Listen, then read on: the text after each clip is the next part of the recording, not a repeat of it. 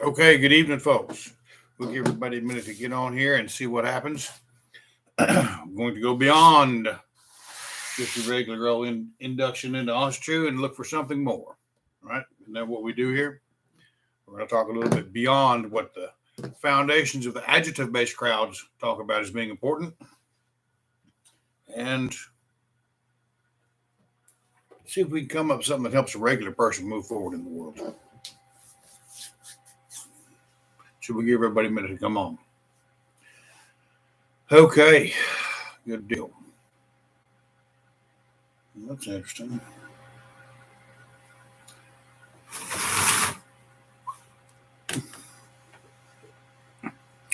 Good deal. I am here. I like that. Welcome aboard. Tonight we're going to talk a little bit about some things, right? The whole point of everything we do here is to figure out what it looks like when we make a connection with the gods, but more importantly, what should we look like? How should we be approaching that? One of the things that screws it up is when we come across some kind of conjecture or some idea about what the gods or who they are, what they might represent. Once it gets confused, we don't know who we are, we don't know who they are, and then we have this kind of flailing about. Nobody really ever makes a connection about what they understand or what they think they understand. This is the time usually when an adjective in front of your Asatru or Norse Paganism or whatever you want to call it seems to become most legitimate, because here we are, we've showed up, we're not really sure who we are, we're not really sure who they are, we've heard some stuff, people have said this, people have said, well, that's, you call on Tyr for justice. I can't tell you how many people I've heard say that. All of them, and it originates from the idea that Tyr is the god of the thing. Kind of, I'm pretty sure it has its origin in Theodish thought, but it's widely incorrect, right?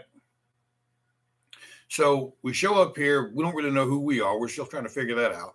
And then we're given a body of information instead of like actually going through the lore and reading it and studying it and trying to figure out what it means. We'll just take somebody's word for it on social media and we'll go from there. So now you see the problem that's developing. I've gone through something that's made a difference in my life. I've decided to shuck the foundation of my spiritual existence and try something new. And then I start with something new that's a pish-posh hedge mix of whatever somebody decided was the easiest way for them to move forward. They threw that out there as if it was valid. That's a real challenge. That's a real problem with everything that we try to accomplish when we're looking through all these things. Once you understand that most people have used what's going on here, they've interpreted it in the way that causes them the least amount of pain. Or worse yet, in a manner that allows them to continue acting in the same manner they did that brought them to the crossroads to need to change the foundation of their spiritual, need to change the foundation of their spiritual existence. At the beginning of each of these, of the Gylfaginning and the Skull's Copper Maul, it talks about each of the gods, what they are and what they represent. Okay. I've heard many times people talk about Tyr as the god of justice, because he's the god of the thing. Here's what you need to understand. Based on what I just said, if you continue that thought process, what you have to understand is that every book that's been written about this body of knowledge, this body of lore, this summation of ancient spiritual beliefs of the people of North tribes of Europe, right, is an extension of this book, the extension of one of these three translations, right? And everybody wants to say, so here's the real kicker is we have all that, we have all of these summations of that knowledge. And then once we begin to follow it, you get somebody that comes along and says, oh, well, that's too heavily Christianized. You can't use that. And then they say, what's your source? All right. So the only way to negate that is to build that solid idea of exactly who I am. Who am I? Am I the collection of accomplishments and achievements that I have gone through in all my life, right? What should that look like? I've got a long list of accomplishments. Businessman, veteran. I've ridden a bull. I've climbed a tower to 2,000 feet, so on and so forth. And all these have 5 wonderful, 8, 9, 10, a bunch of kids, right? And all of them are amazing, right? Hi, Abby. Well, that's the next generation right there. So that's good. Who are we?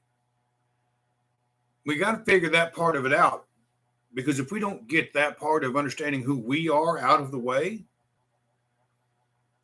given the volume of material other than my own, which I seem to be the only one even attempting to help people figure that part of it out with regards to this, we're never going to understand where we need to go. I believe I wrote that in several books. Right? I know for a fact I wrote in the last one, Beneath the Sacred Tree, and probably the one before that, Death and a New Day. So there's a lot of problems with what we're being told as is valid. Okay, is it really valid? Does it really help? How does that help me become something more? And more importantly, is what does that more of me look like? So when we talk about love and sacrifice, which I've talked about before, when we talk about sacrifice, what happens to me, this perception of me, this identity of me, if I let this part of myself go? We don't understand, even for the most part, what it is we need to let go. We don't understand, for the most part, what it's going to look like when we try something different. Right? So I would submit to you that that's one of the most important things we got to do before we engage in an in-depth path, this more in-depth travel of what we need to do moving forward. That honest assessment of, where have I failed? Where have I come up short? Where have I not been the best that I could be? Where have I hurt other people with my own behavior? Where have I gone out of my way to fail? So the biggest challenge to any success I ever had in life wasn't someone else, ever. Deepak Chopra is real big on saying that there's no such thing as an external enemy. It's only the enemy in your mind. Alan Watts pointed out real clearly that all of the people sitting at this table that hate this group of people over here, oh, that group of people over there, a great debt. Otherwise, they wouldn't be all together sitting at that table. All too often we escape the necessity of a thorough self-examination because there's so many different rabbit holes or so many different ideas that allow us to kind of skip over that little step. Well, I don't need to really do that. I don't know. I've got a God here that's done the same thing. I can ignore that. Much like we were talking about Freya and the dwarves last week. People want to humanize that interaction to justify their own behavior. Hey, look, if that's the way you get your kicks and that's the way you want to enjoy life, go for it. I don't care. But what I do care about is when somebody starts throwing stuff out as if they know what they're talking about based upon their short-sighted interpretation, minus the self-examination of themselves, of this lore, as if it might lead to someone becoming or leading or achieving or enjoying a more successful life. The entirety of everything I do here, if it doesn't result in the people that pay attention and listen and come here and join in, if it doesn't result in them living a better life, I got to take another look at things, don't I? Where am I? I've got to take a real honest examination of myself. Okay, where am I shortchanging these people that think enough of me to come spend their time here? Right? Is it going to benefit them? That's the very heart, essence, and soul of effective leadership. And everyone that comes here has a group of individuals around them that depend on them for the same thing. Right? When we look at those people around us and we understand who we are, what our principles are, what our morals, ethics, what our solid foundation of life happens to be, are we living as an example that would suggest to everyone around them that, okay, there's something worth continuing this association with? It goes beyond just me. It affects everyone that pays attention to this. Now, if we're on solid footing with who we are and what we believe we are, and are willing to make the necessary changes moving forward one piece at a time, not the whole thing. I need to shatter the foundation of who I believe myself to be, but am I willing? Am I comfortable enough to say, okay, I'm not really sure what is going to happen, what I'm going to look like, but I think if I let go of this part of myself, I can become somewhat better. I can continue to be an effective part of the community that I love. I can continue to be an effective father, wife, husband, uncle, grandkid, whatever you want to call, whatever you happen to be. Because I'm comfortable enough with who I am that I can make this sacrifice of a part of myself to be of more service and greater capacity to love to the people around me.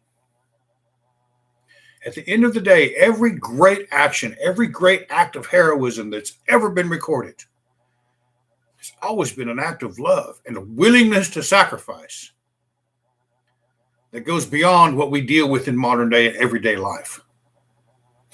Hello. It goes beyond just everything that we see. The man that throws himself on the grenade. Who knows what he might have thought himself to be at one time, but he gave enough of a shit about the people he was serving with to step up to the plate and throw his life away. See, when you become a parent, that same principle becomes something much more. Our ability as men to stand in the doorway to those that would threaten the safety and well-being of those that we love is of prime importance. The ability of a mother to unfailingly love her child in the presence of danger or anything else is not something we can negotiate with. I see a lot of people today that walk away from that responsibility, and I feel sad for them. I don't feel sorry for them. I feel sad for them. They're losing out on the greatest part of living this mortal life. One of the best examples of that has got to be Tyr. Now, when we look at Tyr, there's some very important stories about Tyr that we're going to discuss. Now, his name is a cognate of something much older, right? The original Sumerian earliest known mythologies was a sky father named Deus Praetor. And that cognate moves its own way across the transition of languages across Indo-European.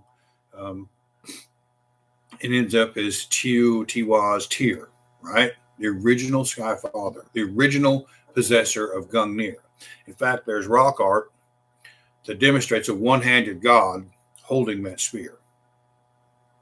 So somewhere along the way in the migration period, perhaps earlier, we might never really know, there was a change from the individual that had what it takes to kill the mammoth with the spear, whether he had one hand or not, to the individual that knew how to connect all of the wisdom of the here and now and the hereafter, who had what it takes to accumulate different members of two different races of gods and build one community that would most be of service to us. Something that has lasted for centuries until today's time. Now, when you look at the Gylfaginning, and the first thing it says, they're introducing the gods, right? He's telling King Gylfi, who are these gods, right? And here's where it comes out real clear who Tyr is and is not. It says, yet that remains of the Aesir who's called Tyr. He is most daring. That's something we can all appreciate. Best in stoutness of heart. And if you've ever been in a situation that requires stoutness, you'll know it. Believe me. And he has much authority over victory in battle. All right, he's already on my side, right? I got it. Now, There is another God that has some worth in there as well, and that is Uller, who is good to call upon in single combat. So we have two, not one, but two masculine deities on our side with regards to standing in that doorway to protect all that we love. If we get right down to it, there's more than that. You have Thor, who sits on the porch discussing with the dwarf, someone who is wildly out of line trying to marry his daughter, right? He doesn't conquer him, he uses his wits to do it. You have Frey, who puts into proper perspective what it means to be a partner, to be a husband, and he sets aside the warrior to be the husband, which is the natural progression of life. But when all the chips are down, he is the one that fights Surtur with an elk horn. I don't know what that elk horn looks like, but I got two of them sitting right there for that very reason. Always remember that. This is a powerful indication when you start looking at what these deities do and how they exist, of what our responsibility as men might really be. When we start looking for something more, and we've built the foundation of who we are, and become comfortable with the idea of being uncomfortable and being willing to sacrifice parts of ourselves that no longer serve a useful purpose with regards to the path we have to be on in the moment, we find a deity always there for us. That is no joke. That means something. Not to do it for us, not to take it away from us because we can't handle it, but to get in there and set the example of what it means and what it looks like to become that, right?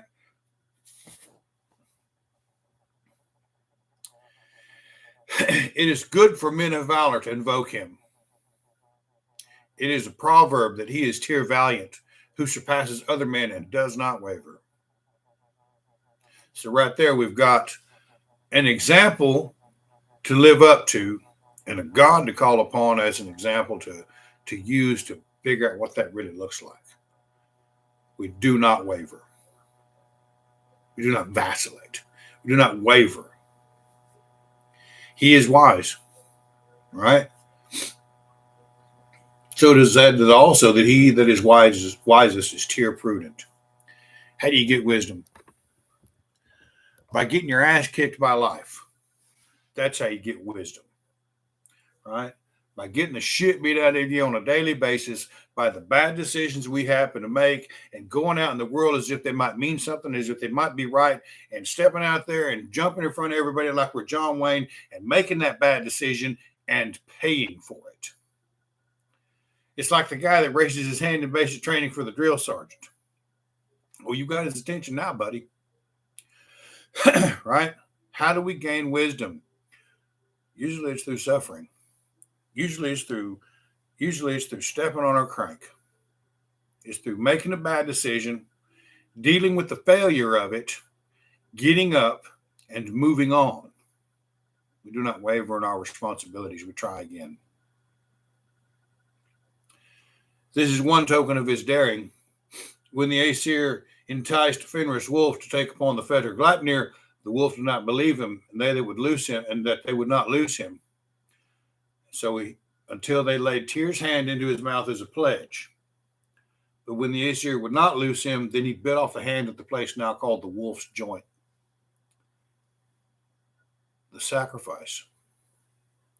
The sacrifice of the deity trying to ensure the well-being of his community. Now, there's a whole thing on that we're going to get into here in a second as soon as I find it. But there's something there. That's the sacrifice. That's the man that goes forward willing to lay down his life for liberty, the pursuit of happiness and freedom and all the other things that we were taught to believe were right and good and powerful in this world. Right? Whatever country you may happen to be in, if you served that country, you believed in what it meant at one time. Willing to make that sacrifice, willing to take an oath that includes up to and including the cost of your very life to protect that which we hold dear, so people back here can lose their minds, I guess the best way to put it, because a lot of them act like fools. But here's the last part of it. He is not called a reconciler of men. He is not called a reconciler of men. This is a straight up, hands down, no nonsense warrior. This is a man this is a God that understands what it means to whip wholesale ass. He is not known as a reconciler of men. Now, I don't know whoever decided to say, well, he's the God of the thing because he's the God of the North Star. He is the North Star for princes. And princes have to make decisions that average men never have to deal with, up to and including the cost of a unit. Put that unit at the front of the line. Put these men over here in this most dangerous position. Let's see if these men can come up the middle. The guiding star for princes, ever on its course across the mist of night, and it never fails. You cannot have it both ways. Now, there are others more suited for this idea of justice. I'm going to touch on it real quick before we get into this discussing of the wolf. One is Balder. If I can find it. The second son of Odin is Balder. And good things are to be said of him. He is best and all praise him. He is so fair a feature and so bright that light shines from him. A certain herb is so white that it is likened to Balder's brow. Of all grasses it is the whitest, and by it thou mayest judge his fairness, both in hair and in body. He is the wisest of the Aesir, the fairest spoken and most gracious, and that quality attends him that none may gainsay his judgments. He dwells in that place, Breidablik, which is in heaven. In that place may nothing unclean be, even it is said here, Breidablik is called, where Balder has a hall made for himself, and in that land where I know lie fewest baneful rooms. So when we're talking about the original Skyfather being the one willing to make the sacrifice for the betterment of the community, and then you have Odin and Frigg have this son Balder, who brings forth into the world out of this community the very foundation of the idea of justice, which is personified as Forseti, when Balder and Nanna bring into the world a grandson. Now, remember what it said in the Rigstula. The son was important, but it was the grandchildren who made the biggest difference in the world. Forseti is the name of the son of Balder and Nanna, daughter of Nep. He has that hall in heaven, which is called Glitnir, and all that come to him with such quarrels as arise out of the lawsuits. Oh, now we just found the real God of justice. It says specifically lawsuits. Not Tyr, who is not known as a reconciler of men. But in the same pattern as we see happen in the Rigstula, where the great couple that is divine, not just inviting the divine into the home, but that is divine, has a son, and he takes a wife, Nanna, right? And he does great things. He is fair and wise and just, and has a home in which fewest baneful rooms reside. And then they have a son, just exactly like it says in the Rigstula, the exact same pattern. And they have a son whose gift to the world is justice. Right?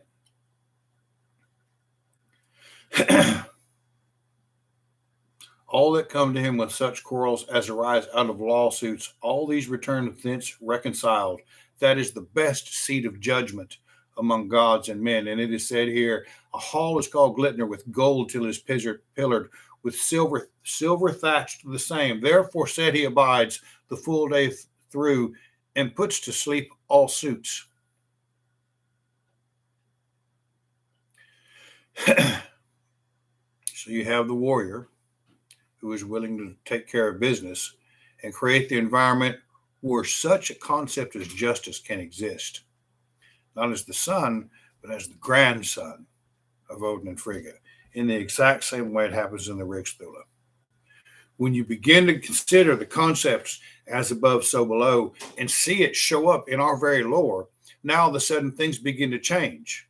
Now we have an understanding of what it looks like with regards to how our families might begin to look. When we invite this divine into our home and we begin to make the decisions of every one of these gods represents an aspect of who and what we are as individuals and what we're capable of achieving, what we can become. And then it's passed on to our son. And then our grandchildren begin to see, begin to pay that out. Our children do great things, but our grandchildren are the people that really build our future. No other way around it. That's the kind of thing that really makes it all worthwhile when we see it repeated again and again and again. It's told to us 3-4 different times here in different stories. And then all of a sudden it clicks. So whenever I hear somebody say, well, Tyr is the God of justice. No, he's not. And nowhere does it say that. Nowhere in the lore. In every book that's written out there that talks about these Norse gods, it originates in these books. Nowhere else. The foundations of everything that's been written is here. So somewhere along the way, somebody made that up to justify being aggressive or violent or whatever they felt like they could get away with. The manly man doing manly things, I'll be the judge and decide here because I'm the biggest, baddest, and I have the biggest ego and blah, blah, blah, blah, blah. Those individuals, when you look at them carefully, would you consider them to be reconcilers of men? No, I would not. What were their grandchildren look like? I don't know. But it's something worth considering. So we have Vali, the son of Odin. Here's the other son of Odin. Odin and Rindr. He is daring in fights and a most fortunate marksman. One is called Uller, the son of Sif and stepson of Thor. He is so excellent a bowman and so swift on snowshoes that none may contend with him. He is also fair of aspect of his accomplishments of a warrior. It is well to call on him in single combats. All right, here's 2 more children. And there's something very important to see there with regards to Thor and Sif. So when you see these other people talking about, well, you don't want to get a woman that's got too many kids, tell that to Thor. Call him a cuck and see what happens. Right? It's probably not going to shape up very well for you. That is a deity that set the example of us. That is a reality, people, and it's been a reality for many generations, many centuries. Mothers have children, and sometimes the father of those children vanishes, whether he's killed or he dies or he goes to prison or he goes off a Viking. Is that woman not also worth love and respect? Because Thor seems to think so and raises a stepson that is a magnificent individual and well to call upon in single combats. These are good things for us to pay attention to. So when you see those individuals talking about, well, I want a woman that doesn't have any kids and she's kind of young so I can train her up in traditional ways. Traditional ways. What does any of these people know about traditional ways? My mother just wrote a book. She's 74. She knows about traditional ways. My grandparents. You going to teach your old lady to go out there and wring the neck of a chicken so you can have dinner? You go pick that garden every evening? There's a lot of people that would love to shed modernity and go back to that kind of existence while still maintaining a tenuous grasp with the internet so they might discuss how great they are when they reject modernity. They have issues with all of that. How about we figure out who we are first? How about we make a proper, correct assumption about what our gods might look like and represent in our lives? So I may not know who I am, but I've just read some things there that are examples of where I'm at in life. And maybe I can begin to shape that idea of who I might really be based on some of those and live up to that. Maybe my father was an alcoholic, or he was drunk, or he beat and abused me, or whatever, or maybe he disappeared. How do I become a man? What does that look like for me to become a man? What do I step away? Yes, that's exactly right. How do I become something more? What if I'm a little girl? How do I become a woman? Who's teaching these girls what it means to endure? Because if there's nothing else you're going to have to do, when a woman gives birth to a child, she has to endure an enormous amount of pain to bring a life into this world. If that can't be celebrated, we're wasting our time as men. If we can't take that woman and recognize, all right, she brought some life into the world, it may not be mine, but somehow that responsibility has showed up on my doorstep. Somehow that idea has showed up on my doorstep, and this other life is all of a sudden a part of my responsibility. If I can't step up to the plate and try, am I indeed doing anything worthy of honor or respect to Thor? These are things to consider. But those are the kind of things we consider as we begin to develop ourselves into the individuals that are worth something more. And I think that's what we're all striving to be. I feel in here, I am worth something more. How do I express that to the world where it's valued? In a world that lives on the internet where you have a dumbass tattoo artist in England talking about, you're not a Viking, and every other thing he thinks he knows. He's an art. Stick the tattooing, dude, because you really don't know come here from Sikkim with regards to a lot of this stuff, right? British tattoo artist, very, he hates racists too, right? So we do a little virtue signaling, and he'll keep the gate, and he'll know what's going on. This is an individual that has sought out the ideas of righteous indignation in lieu of creating for themselves a spiritual experience that allows for the growth as they trim off the dead branches of who they thought they were.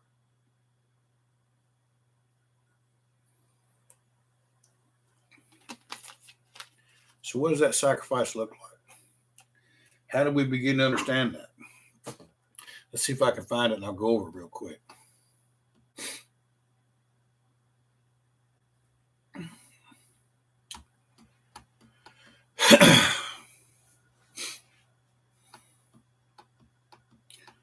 So Loki hooks up with Angerboda, right?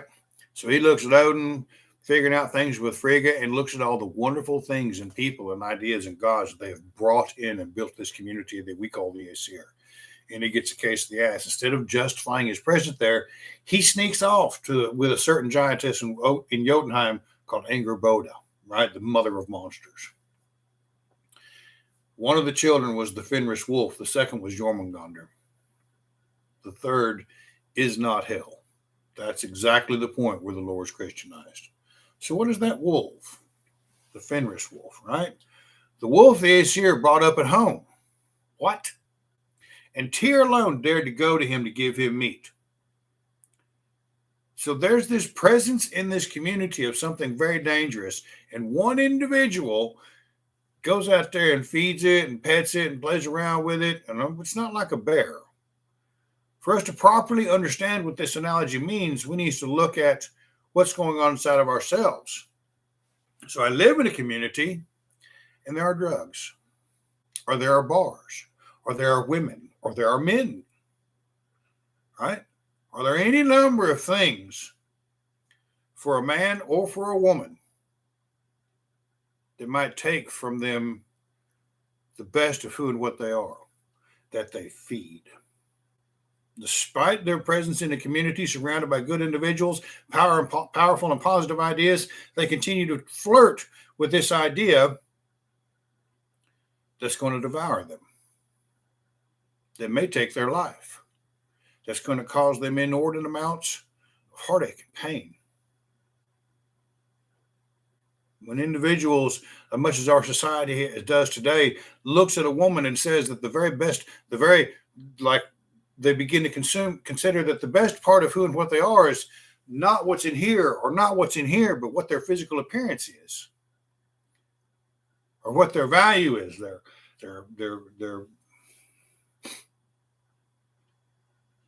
And they start to believe that that's all they're worth. Then men become a problem. When men start to look at women as things to conquer, as ideas, as challenges to engage in. Whose wooing is best wins the maid. That becomes a problem. When the drinking becomes an issue every night, and we shake in the morning because we need another drink, our bodies are not processing sugar properly. When the drugs become the dominant thing in our mindset, or gambling, or any of the things that come along in life, we're feeding that wolf. We're feeding that thing that will destroy our society. And by that, I mean the people around us that we love, including our family, our children, our parents. Those are the things we're putting at risk by engaging in those behaviors that are destructive to ourselves. Well, it's just me. It ain't none of your business what I want to do. I'll do what I want to do. And it's none of you. Y'all need to just leave me alone and mind your own business and blah, blah, blah, blah. Sound, to me, it's very familiar. My biggest failures have occurred because I dared to feed that wolf. They made the fetter, he broke it. They made another fetter, and he broke it. They feared they'd never be able to bind it. I am 5'10", 225 pounds solid, right? And I'm at the family dinner raising hell because I'm roaring drunk. Does that seem like something that needs to be bound?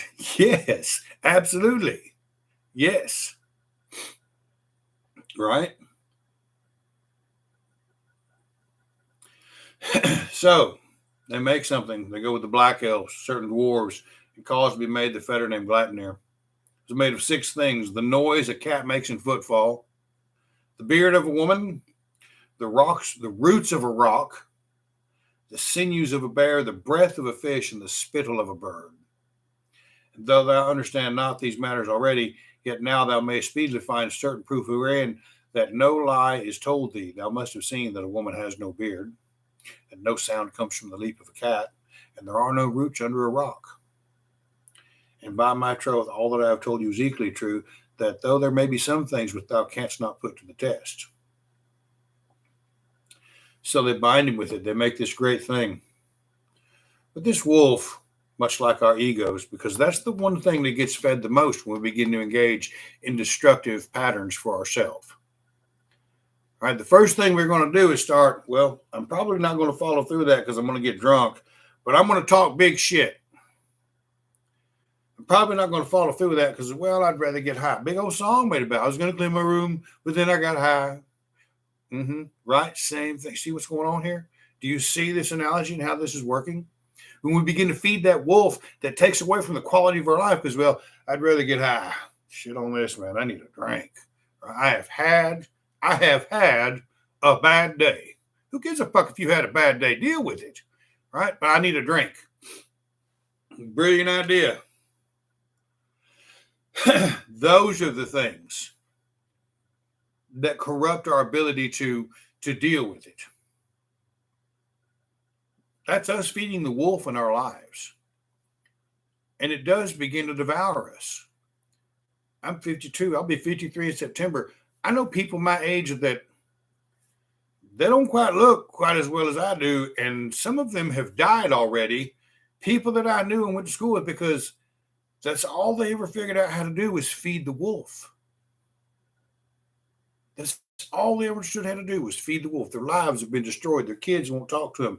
They sit in that recliner and watch football games and talk about how great they are because they celebrate their football team. Therein lies an inherent greatness by association.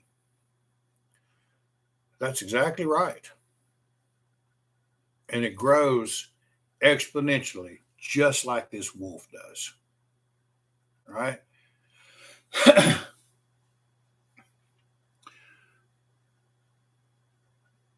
Yet rather than they should impugn my courage, let some one of you lay his hand in my mouth for a pledge that this is done in good faith, because they're trying to trick him into submission. Each of the Aesir looked at his neighbor, and none was willing to part with his hand until Tyr stretched out his right hand and laid it in the wolf's mouth. But when the wolf lashed out, the fetter became hardened, and the more he struggled against it, the tighter the band was. And then all laughed except Tyr. He lost his hand.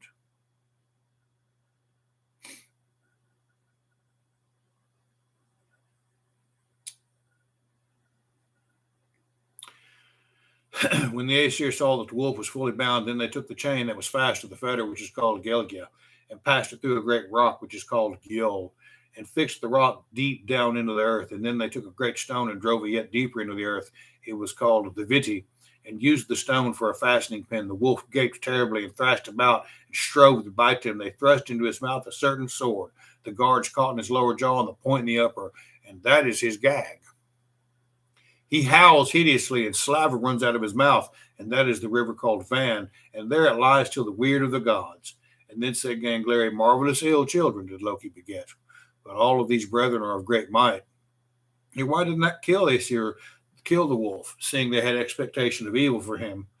So greatly did the gods esteem their holy place as sanctuary, that they would not stain it with the wolf's blood. Though, so say the prophecies, he shall be the slayer of Odin. And that's it. Those things that we decide to feed that destroy our lives, the best we can do is bind them for a day. The best we can do is keep it at bay. We got to bind it with something so strong.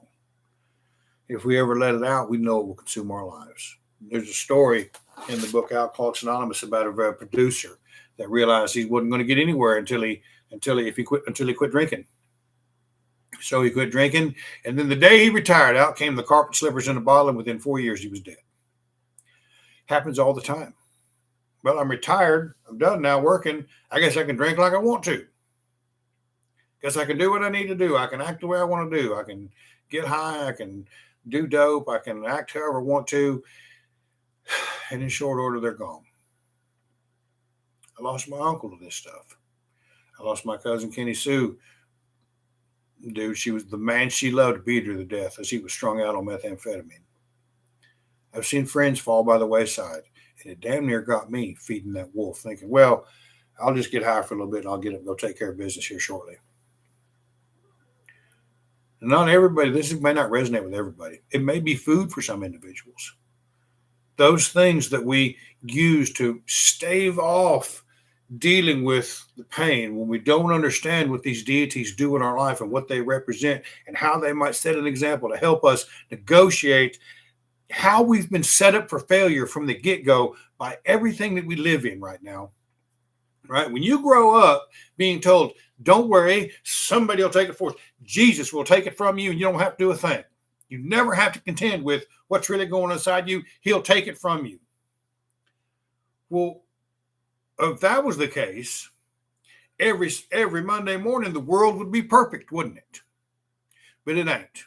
We go right back to doing the things we were doing before. We feel better about ourselves. Little bad nudge in our thought process. Well, I'm not going to do that anymore. Or every time you get drunk and you're puking in the toilet, oh, please don't let me. I'm not going to ever drink again. Yeah, whatever. Till it's next Friday and it's time that we live for the weekend and we make up for it. Then we go move forward, or we live an entire life of being assholes, of criminals, of being just having the kind of thoughts that destroy the society we live in and the people around us and the people that we love, until at the very last minute we thought, hey, you know what? I probably better ask for forgiveness so I can get into heaven. What? At face value, that's probably one of the most asinine thought processes that's available. And yet millions of people believe it. And here we are, all of us that jumped in here, everyone that's ever going to watch this video showed up and said, you know what? I want something more out of life. I think I can get something more, but I need to do something. I'm not sure what it is. And there's this literature that's tens of thousands of years old that shows us exactly what to look for, exactly how to behave, exactly how to live, love, and sacrifice for the people in our community. Tyr did that. The original Skyfather, the grandfather, the original holder of Gungnir said, take mine. Take mine so my family can survive. Son of a bitch. That's what it's all about, folks. That's where it comes from. That's the greatness that we all feel inside of ourselves to say, hey, I think I'm worth more. Fuck yeah, let's prove it. Build yourself into something better. Build yourself into something that's worthy of respect for these deities, right? Live up to that kind of example. That's what it's all about. That's what we want to strive for. So when we start talking about who am I, what do I look like, I got some examples. I don't know exactly, but I got some examples. And those examples say I might have to make a little sacrifice to become something better. Get with it. Come on, brother. We got what it takes right here. These are no nonsense deities. We are built from that blood. We are built from that kind of stuff. Now it's time for us to stand up and show it, because in case you ain't noticed, this world is turning into a shit show. And it's our responsibility for everyone that said, you know, I'm going to look over here. You've seen it. Now we've seen it. Now it's time to live up to it. And every time I hear somebody come along and say, well, I'm going to put this adjective in front of my denomination, that way I don't have to do anything, all of a sudden I can be greater than you. Bullshit. Shut up and show me how you live. Show me how you stand in the doorway. Show me how you'll be a mother to your children, right? That's what I want to see. That's what this is asking us to do. That's the examples, not this flat cap, scholarly, turkey neck, bearded motherfucker sitting in mom's basement talking about what they think they know because they were, sophist boo says, or read it like Gandalf in some ancient library. I might find some mystery that makes it all comes together. There's nothing that makes it all come together other than our actions. Our willingness to step up to the plate, our willingness to accept the challenge as a man and do the thing that needs to be done, the hard thing, the kind of shit that nobody else wants to do, no one has the courage to do. That's why we have gods of courage. That's why we have gods that we can call upon in single combat. That's why we have gods of justice. That's why we have gods making a sacrifice. That's why we have goddesses of love. It's all there. It's all there for us to get with it. Because after that, you know what he goes into? After that, he goes on the Aesir, the goddesses. And I'll kiss your ass in public and give you an hour to draw a crowd if it doesn't go through and list a goddess that does everything these gods do. A masculine and feminine idea that go together hand in glove, that create the Aesir. All of these gods and goddesses, every one of them represents some aspect of who we are and how we should step up to the plate. It's all about finding something more. So when I say all these things and we begin to form the foundation of who you are, I can't tell you who you are. That's up to you. But what I can do is say, okay, you got that figured out. Let's go see if we can find something more over here. I think that's the only fucking reason I exist. It's for that kind of stuff right there. So having said all that, on the Patreon side of the house, after we're done with this, 8 o'clock, I'm going to kick off Patreon on my Patreon side. We'll kick off the Zoom meeting if I can get it set up properly. We're going to discuss how Tyr comes to be that individual with Thor. And all of that happens as he seeks to secure his heritage. So join me on Patreon here in about 15 minutes.